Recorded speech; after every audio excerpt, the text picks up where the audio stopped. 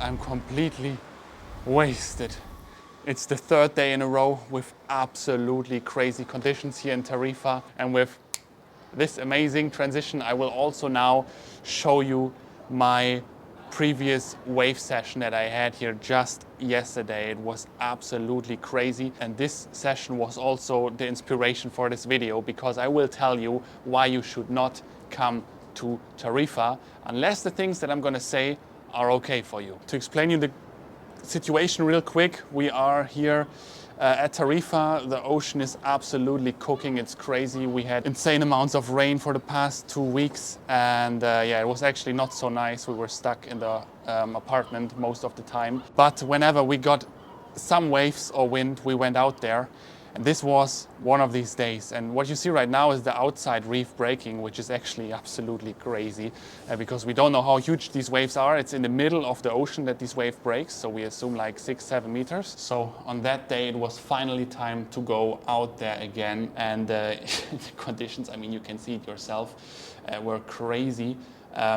The point of view that we are filming from, by the way, is like 5 meters high. So if we would film from ground level, we would have been completely gone behind these waves. So it was yeah, one of my first times, maybe even the first time that I was in actual mast-high waves.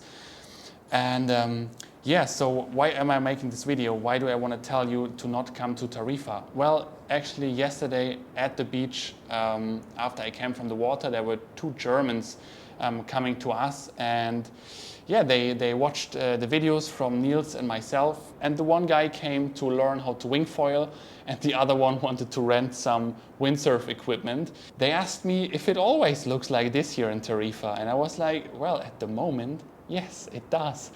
And I told them a spot that they could go to, which is 1.5 hours driving there, 1.5 hours driving back, you know, but that is not in Tarifa. And yeah, for them it was basically, I mean, it was so rough out there that it would have been completely impossible for them to do anything, you know, just to pass the first line of shore break. And we already had to be so lucky to make it past this shore break. I mean, we didn't have a lot of wind. It was very gusty, it was light. But the point of this video is that usually in the videos that we make here in Tarifa, what you see are the beautiful, nice days. Because of course we cannot make 5 videos in a row showing how we are struggling, how we are not even getting out on the water because it's raining for 2 weeks in a row when there is no wind, and how it's cold and this and that, you know. There is just a natural tendency, if you make YouTube videos, to not show these things all the time. Right now you see Niels, by the way. If you want to see Niels' story about this day, you should check out his YouTube channel. But now we had these crazy conditions for so long in Tarifa that I thought, yeah, maybe I should make a video about this so people don't get a wrong expectation about this place.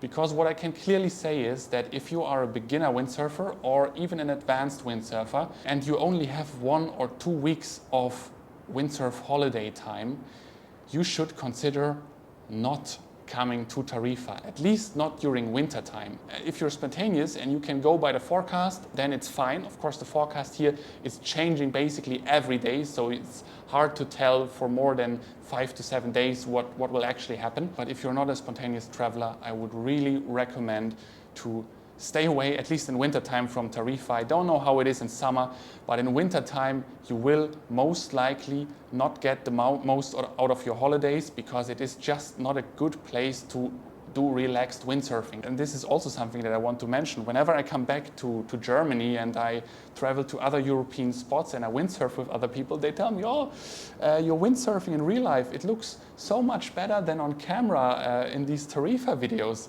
And I always tell the people, well, you know, Tarifa is a little bit different than the Baltic Sea or a lake. It is actually completely different.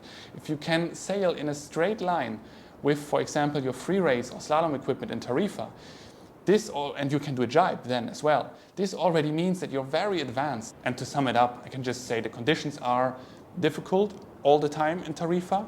It is very, very rare that you have an easy day of sailing here. It's really like 5 or 10% of the time that you have an easy day. The rest is for very advanced, experienced windsurfers that know how to do their power jibes, that know perfectly well how to do the water start, and that have no problem with getting a beating. Like, I will get in just a moment. You know, at the end of this video, you will see me get pounded really, really bad. It was actually very bad. And yeah, this is also a point. You know, the one guy wanted to rent equipment here, and I had to tell him, man, I really have no idea where you can easily rent equipment here in Tarifa during winter time. I don't know how it is in summertime. I guess it's much easier because every surf station down here is open then. But even then, the conditions here are not gonna be easy. I'm not sure if there's any day of the year where you have actually easy conditions down here. By the way, now you see me doing the only turn of that day that I made, and it was a really good one. I'm actually very proud of that turn because the wave, it was the biggest wave I've ever made a turn on, and the feeling was just crazy. And I hope you can see that I'm making some improvements, at least with my wave windsurfing. And regarding that, I learned a few things, but that's something for another video. Also, everyone from you that went to Tarifa and then made the experience that I'm talking about right now, please write your experience in the comments. Would be very interesting to hear. But yeah, long story short, don't come to Tarifa unless you are ready to take a beating, unless you bring a little bit of time so you can compensate for example, a week or 2 weeks of rain, especially during winter time, because the weather here is unpredictable. You have the Atlantic Ocean and you have the Mediterranean meeting in the Strait of Gibraltar, and of course this is where weather events happen. This is where it's raining, this is where it's windy. And last but not least, I also want to mention you have to be ready to lose some of your gear, to break your mast, to break your battens, to rip a sail. You have to be ready to do that when you come to Tarifa as a windsurfer. Foilers here, but they have a very hard time with all that swell. Only very few very experienced wing foilers get out there. And kite surfers, there are a lot here. About that I don't know so much, but there are apparently enough kite surfers here. So if you're a kite surfer, you can also stay at home. No, I'm joking. But even the kite surfers here are saying it's a bit too many kite surfers on the really good day. Ultimately, in this video, I still want to tell you why I come here. And the first thing is I come here for 2 months, at least usually. I probably would not even consider to come to Tarifa for 2 or 3 weeks, because it would just be too risky, at least in winter time, unless it's a spontaneous trip according to the forecast. And then I come here because you get to be on the water pretty much every single day. But you only get to do that if you are okay with conditions like you're seeing in this video. You must be okay with very strong offshore winds. You must be okay with risky sessions. You must be okay with walking a lot on the beach. But yeah, if you're okay with all these things and you gained your, I call it Tarifa experience, it's really like that. The first year that people come here, every time they break at least 1 mast or battens. I did the exact same thing. I broke so many battens in my first years here in Tarifa during my first winters here in Tarifa, but you get the experience, and once you have it, Tarifa really is an incredible place, a water sports paradise, especially for those who are experienced and who also do multiple water sports. For example, when you're also surfing, not just windsurfing, you can really get so much water time down here.